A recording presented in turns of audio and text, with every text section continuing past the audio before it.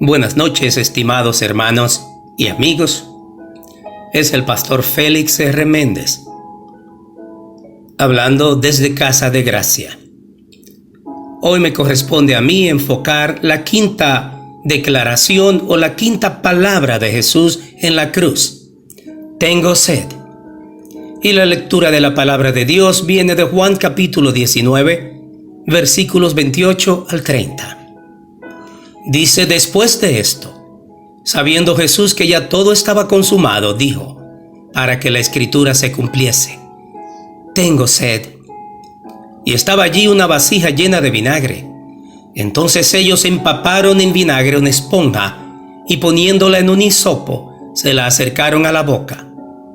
Cuando Jesús hubo tomado el vinagre, dijo: consumado es. Y habiendo inclinado la cabeza, entregó el Espíritu.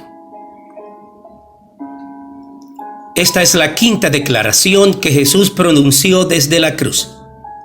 Quiero considerarla desde 3 puntos de vista: el profético, el existencial y el espiritual. Primero miremos el punto de vista profético. La palabra de Dios se cumple en tiempo real y en situaciones concretas. En Salmo 69, 21 encontramos las palabras siguientes: me pusieron además hiel por comida, y en mi sed me dieron a beber vinagre. Los primeros 3 versículos del Salmo 69 sirven de trasfondo profético a la cuarta palabra que ya fue considerada: Padre, ¿por qué me has desamparado? Allí, como en todo ese salmo, la experiencia del salmista, David en este caso, adquiere tonos claramente mesiánicos. Apunta a la entrega del Hijo de Dios en Calvario para llevar sobre sí el pecado de todos nosotros, lo cual 3 siglos más tarde sería dramáticamente descrito en Isaías capítulo 53, versículo 1 al 6. Es difícil para la mente humana explicar cómo Dios, en su eterno designio, hace desaparecer las distancias temporales y espaciales para hablar en el ahora y en el aquí. Eso es lo que significa cuando el teólogo declara que Dios vive en un eterno presente. Pues allí, en la realidad concreta que vive el salmista, se esconde una realidad más cruenta en un futuro que se haría presente en una colina desgarbada de Palestina y sobre una cruz rústica cargada de dolores.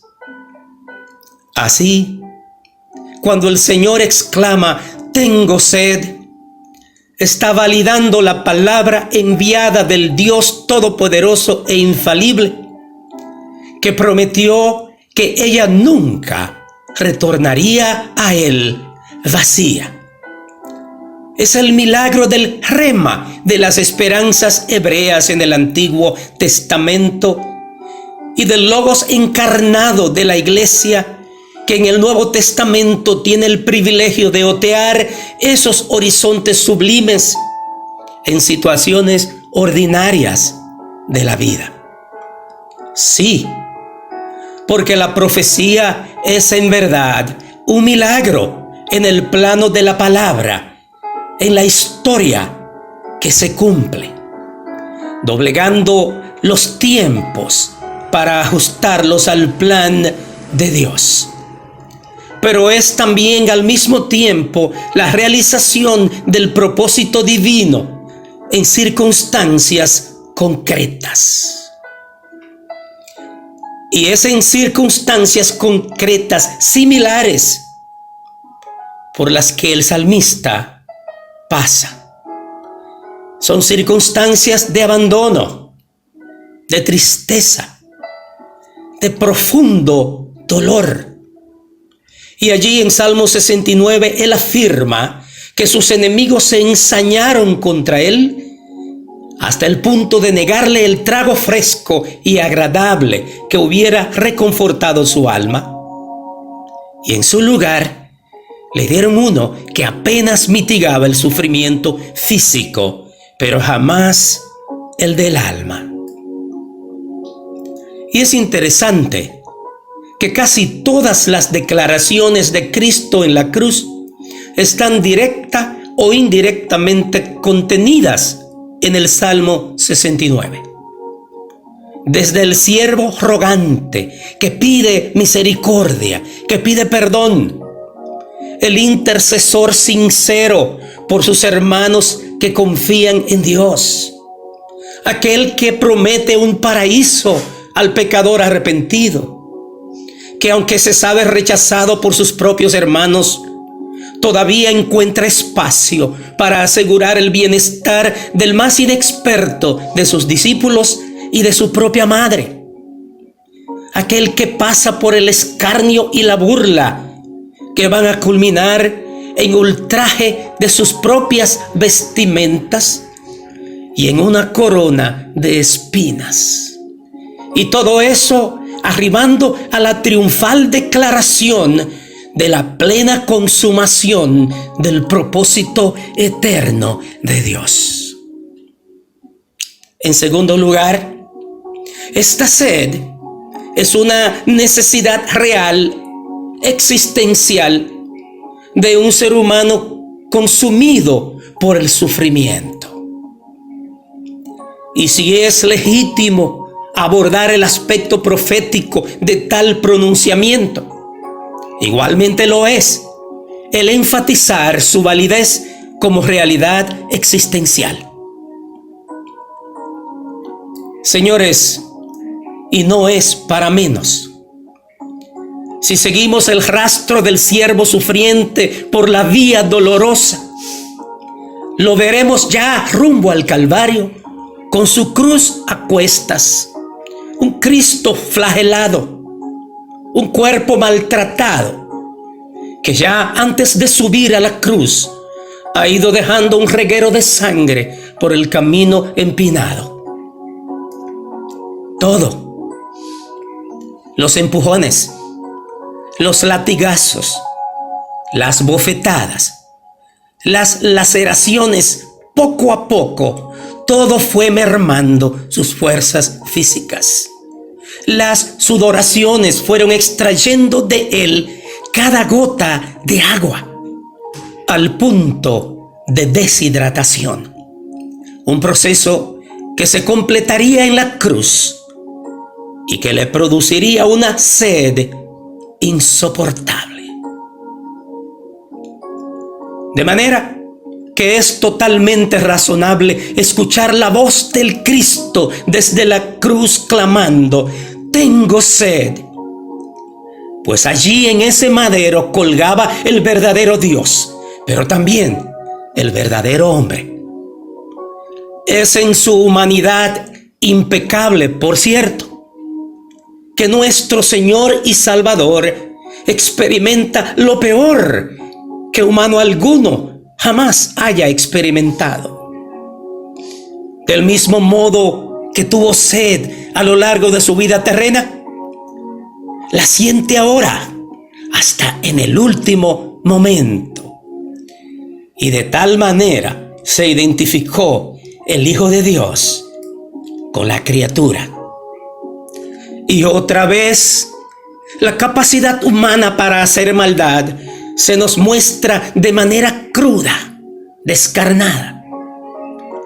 Pues aunque en situaciones normales el vinagre por sí solo hubiera acelerado su muerte y quizás incluso hubiera mitigado sus dolores, no era lo que al momento necesitaba. Cuando se tiene sed, se necesita agua. Y a aquel que era el agua de la vida, allí, en su momento cumbre, se la negaron. Pero escuche bien, que escuche bien, Satanás, todas las fuerzas de las tinieblas que se confabulan contra nuestro Cristo, escucha bien, ni la suma total de los golpes y laceraciones, ni las burlas groseras contra Él lograron doblegar su espíritu. Sus ojos estaban puestos en el gran premio, la consumación del propósito redentor de Dios a través de su entrega en el Calvario. Y en tercer lugar, la carga espiritual detrás de la sed del siervo sufriente. Al llegar a este punto, entramos en el terreno inestable de las inferencias.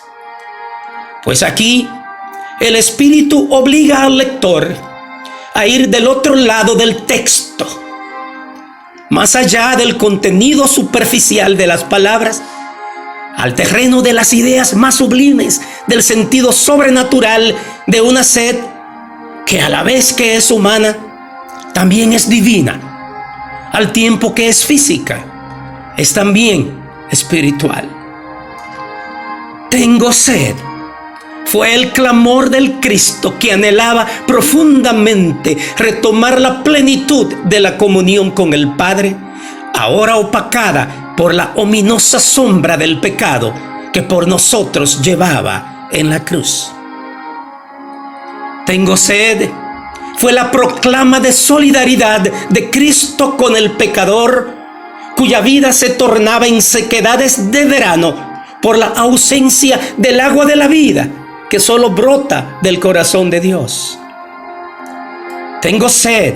Es el grito del Hijo de Dios que no tuvo la bendición de que a su propia causa los tribunales del mundo le hicieran justicia, pero que, haciéndose eco del sueño del profeta Amós, cuando decía: corra el juicio como las aguas y la justicia como impetuoso arroyo, el mismo Cristo instruyó a sus discípulos en las bienaventuranzas, cuando les dijo: bienaventurados los que tienen sed y hambre de justicia, porque ellos serán saciados. Y hambre y sed de justicia tiene el Hijo de Dios en este momento tan estelar de su vida en la tierra, ahora desde la cruz. Hambre y sed de justicia, aquella justicia divina que solo sería satisfecha por la entrega de su propia vida en la cruz del Calvario, que ahora Él cargaba con nuestros pecados, para que, como dice el apóstol, tú y yo seamos justificados ante Dios. Tengo sed, exclama el príncipe del cielo, sed de que las estructuras de maldad que niegan la justicia más elemental al hombre en los tribunales, finalmente se instaure con la consumación definitiva del reino de Dios. Y esta es sed de justicia en una doble dimensión. Es el anhelo del mismo Amós en los días esplendorosos del reino grande de Jeroboam II. Es sed de aquella justicia capaz de hacer valer el derecho del pobre y del vulnerable en los tribunales frente a los que se consideran dueños de la vida. Es justicia en el sentido de vindicar las prerrogativas de los más indefensos a la hora de reclamar su acceso al alimento, al techo, a la salud, a la educación, a las oportunidades de crecer, de progresar. Otra vez digo, es sed de justicia que abre puertas a la oportunidad de tener vida en el sentido más real que se pueda disfrutar de este lado del cielo.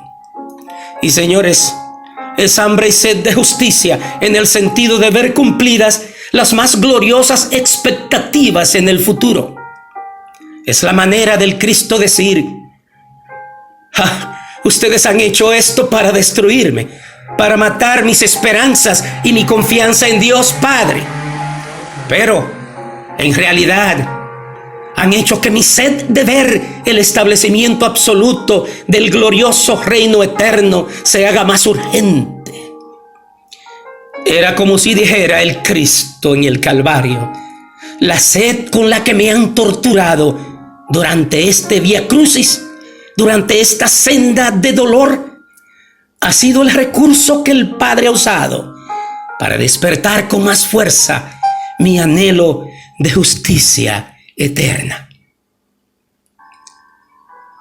Que Dios bendiga a todos rica y abundantemente.